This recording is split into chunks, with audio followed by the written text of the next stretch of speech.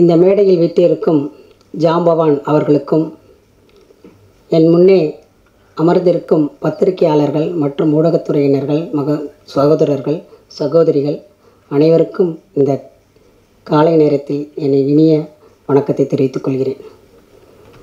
காவல்துறையில் இருந்து என்னை இன்று இந்த இக்ஷு என்ற படத்தை லான்ச் பண்ணுறதுக்காக அழைத்து பாராட்டி தெரிவித்துக் கொண்டிருக்கார்கள்.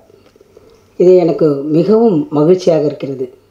காவல்துறையில் நான் மட்டும் முன்கள பணியாளர் அல்ல, காவலர் முதல் உயர் அதிகாரிகள் வரை இந்த கொரோனா காலகட்டத்தில் இறங்கி வேலை செய்து நிறைய உயிரிழப்பு ஏற்பட்டிருக்கிறது. அது உங்கள் அனைவருக்கும் தெரியும்.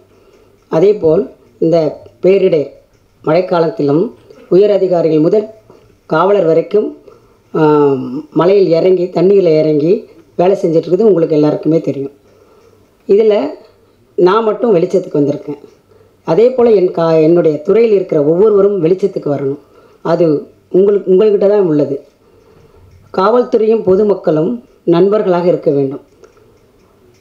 திரையுலகத்தில் நிறைய படங்கள் காவல்துறையை சிறப்பித்து பாராட்டி பொதுமக்களுக்கு உணர்ச்சி ஊட்டக்கூடிய படங்கள் எடுக்கப்பட்டு நல்ல வெற்றியும் அடைந்துள்ளது. சில படங்கள் காவல்துறையிலே இழிவாகவும் பொதுமக்கள் ஒரு நம்பிக்கையற்ற நிலைக்கு கொண்டு வரத்துக்கூடிய படங்களாகவும் வருகிறது. தயவு செய்து காவல்துறையினுடைய கஷ்ட நஷ்டங்களை இருந்து பார்த்தால்தான் உங்களுக்கு தெரியும். சார் சொன்ன மாதிரி ஒரு நாள் காவல்துறை ரெஸ்ட் விட்டு பாருங்கள், என்ன நிலைமை ஆகும்னு கொஞ்சம் யோசிச்சு பாருங்கள். ஒருவரும் ரோட்டில் போக முடியாது, எல்லாம் ஜாம் ஆகிடும். பெண் பிள்ளைங்களோ முதியோர்களோ இல்லை வயதானவர்களோ யாரோ வீட்டில் இருக்கும்போது எல்லா ரவுடிஸும் வெளியே வந்து வீட்டில் ராபரி தான் நடக்கும். கொலை கொள்ளை கற்பழிப்பு வெட்டு குத்து. ஒரு நாள் அவனுக்கு சான்ஸு, அவனுக்கு வந்து கொள்ளை லாபம் அடிக்கும். ஒரு நாள் வந்து லாட்ரி டிக்கெட் மாதிரி. அது உங்களுக்கு நான் சொல்ல வேண்டியது உங்களுக்கே தெரியும். நாங்கள் வந்து 24 மணி நேரம் வேலை செய்கிறோம் கையெழுத்து போட்டு வந்திருப்போம். காக்கிக்குள்ளே ஈரம் இருக்குது. நீங்கள் காக்கியை மட்டும் பார்க்காதீங்க, நாங்கள் பலாப்பழம் மாதிரி உள்ளே வந்து சொல்ல உங்களுக்காக சர்வ் பண்ணுறதுக்கு நாங்கள் வந்திருக்கோம். எங்களை நேசிங்க. அதுக்காக நான் வந்து எல்லாரையும் குறை சொல்ல வரல. நிறைய பேர் காவல்துறையோட குடும்பத்தோடு இருப்பீங்க, நிறைய பேர் காவல்துறை நண்பர்களாக இருப்பீங்க. அவங்க கஷ்ட நஷ்டங்கள்லாம் உங்களுக்கு நல்லாவே தெரியும். ஒரு காவல்துறை பணியில் இருக்கும்போது அவர் ஒரு இம்பார்ட்டன்ஸ் ஒர்க்கில் இருப்பார். அவங்க ஒய்ஃபுக்கு டெலிவரியாக இருக்கும், போக முடியாது. அந்த அம்மா அப்பா வந்து உடம்பு சரியாமல் இருப்பாங்க, சாகிற கண்டிஷனில் இருப்பாங்க. அந்த சமயம் அவரால் போய் அந்த சாவை அட்டன் பண்ண முடியாது. அதே கூட பிறந்த அண்ணன் தம்பி உடல்நிலை சரியாமல் இருப்பாங்க, ஹாஸ்பிட்டலில் போய் பார்க்க முடியாது.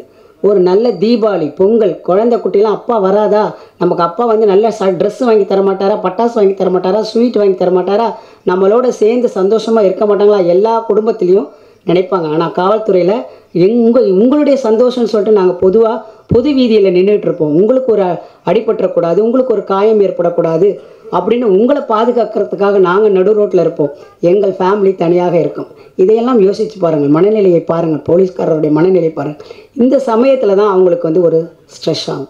அதனால் நீங்களும் வந்து என்ன பண்ண ஒரு டிராஃபிக் ஜாம் ஆகுதும் போது ஒரு போலீஸ்காரர் வந்து நில்லுன்னு சொல்லுவாங்க. மரியாதை அப்பா நில்லுப்பா நில்லுங்க, மாஸ்க்ஸ்லாம் இப்போ போடுறாங்க, மாஸ்க் போடுங்க அப்படி மரியாதை தான் சொல்கிறாங்களோ. அப்போ அவனை கொண்டா பாஸில் போகும்போது அவன் ஏன்னு சொல்லுவான். அந்த சமயம் நம்மளை ஏன்னு சொல்லிட்டானே அப்படின்னு வந்து உங்களுக்கு ஒரு கோபம் வரும். நாங்கள் வந்து மரியாதையாக அவங்கள ட்ரீட் பண்ணோம். நீங்களும் வந்து போலீஸ்காரங்க சொல்கிறத தயவுசெய்து கேளுங்க. உங்கள் நலனுக்காக கேட்குறோம், உங்கள் நலனுக்காக நாங்கள் இருக்கோம். காவலர் வந்து உங்கள் போலீஸ் வந்து உங்களுக்கு சர்வெண்ட்டு. உங்களுடைய நீங்கள் எந்த காவல் நிலையத்துக்கும் தைரியமாக போங்க, பயம் கிடையாது. இப்போ மாதிரிலாம் கிடையாது. உங்கள் வாசல்லே போர்டு போட்டிருக்கோம், காவல்துறை உங்கள் நண்பன் போட்டிருக்கோம். நீங்கள் காவல்துறைக்கு ஏன் பயந்து போகக்கூடாதுன்னு ஒரு 4 பேரை கூப்பிட்டுக்கிட்டு, வக்கீல் கூப்பிட்டுக்கிட்டு, அரசியல்வாதியை கூப்பிட்டுக்கிட்டு, பொதுமக்கள் யாராவது பெரிய ஆட்களை கூப்பிட்டுக்கிட்டு போகணும்னு அவசியமே கிடையாது. நீங்கள் தனி ஒருவராக போய் உங்களுக்கு உரிமை இருக்குது. உங்களுடைய பிரச்சனையை தீர்க்கறதுக்கு தான் நாங்கள் இருக்கோம். உங்கள் பிரச்சனைக்கு கேட்குறதுக்கு நீங்கள் இருக்கீங்க. கேளுங்க, எங்கள் பிரச்சனையை தீருங்கன்னு உடனே சொல்லுங்கள். நீங்கள் போய் உட்காந்துக்கிட்டே இருப்பீங்க. காவல் வாய்வாளர் 5 மணி நேரம் வரவே இல்லைன்னு உங்களுக்கு வெறுப்பு வரும், கோபம் வரும். நாங்கள் அந்த 5 மணி நேரம் என்ன செய்கிறோன்னு உங்களுக்கு தெரியாது. 5 மணி நேரம் ஒரு பந்தோபஸ்தில் நிற்போம், கால் கெடுக்க நிற்போம், பசியில் நிற்போம், தண்ணி கிடைக்காது. அது யாருக்காக? உங்களுக்காக நிற்கிறோம். அதை புரிஞ்சுக்கோங்க.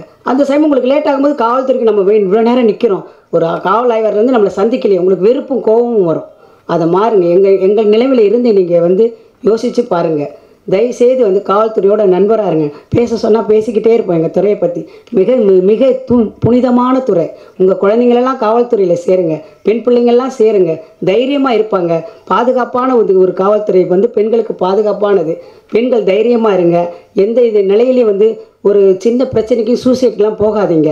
எதையும் நிமிர்ந்து நடங்க, துணிஞ்சு செய்யுங்க, நியாயமாக இருங்க, நேர்மையாக இருங்க.